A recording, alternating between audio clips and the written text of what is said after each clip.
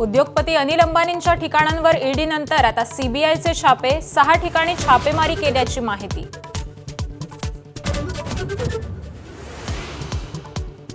राज ठाकरे आणि आशिष शेलारांमधील मैत्रीचा नवा अध्याय सुरू। दोघांमध्ये कटुता नव्हतीच, ते जुने मित्र। आशिष शेलारांसोबतच्या बैठकीनंतर अमित ठाकरेंचं वक्तव्य।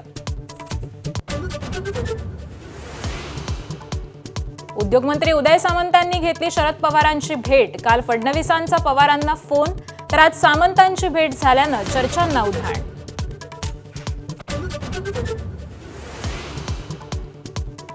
मुंबईतील मालवणीच्या टाउनशिप शाळेच्या खासगीकरणाला काँग्रेसचा विरोध। वर्षा गायकवाड, असलम शेख यांच्या नेतृत्वात आंदोलन, पण सरकार खासगीकरणावर ठाम। 35 शाळांत उपक्रम यशस्वी झाल्याचा दावा।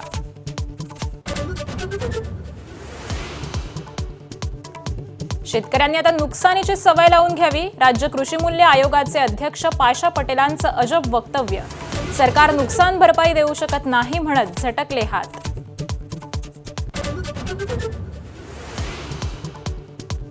मनसे अध्यक्ष राज ठाकरे आज पुणे दौऱ्यावर। स्थानिक स्वराज्य संस्थांच्या निवडणुकांच्या पार्श्वभूमीवर मनसे पदाधिकाऱ्यांची बैठक।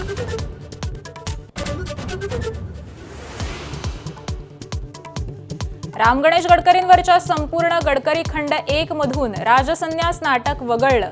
राज्य साहित्य संस्कृती मंडळाचा निर्णय। सदानंद मोरेही म्हणाले, राजसन्यास नाटक आक्षेपार्ह।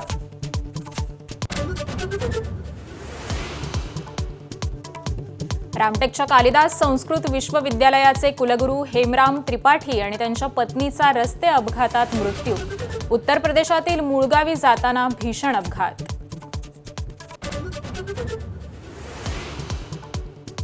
कोल्हापूरच्या सिद्धार्थनगरातील कमानीजवळ बॅनर लावण्याच्या वादातून 2 गटात राडा। पोलिसांच्या बंदोबस्तासह परिसरात तणावपूर्ण शांतता। दगडफेक करणाऱ्या 100 ते 150 जणांवर गुन्हे।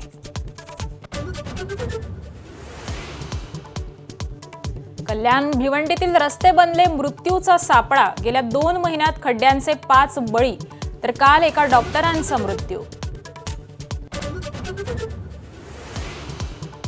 नाशिकच्या जय भवानी रोड परिसरात परप्रांतीयाला मनसेकडून चोप। मराठी भाषेवरून अरेरावी केल्याचा आरोप। समज देतानाही अरेरावी केल्यानं मारहाण।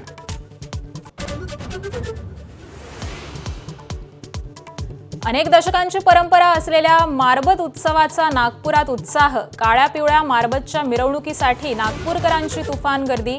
मारबत उत्सवाला तब्बल 144 वर्षांची परंपरा।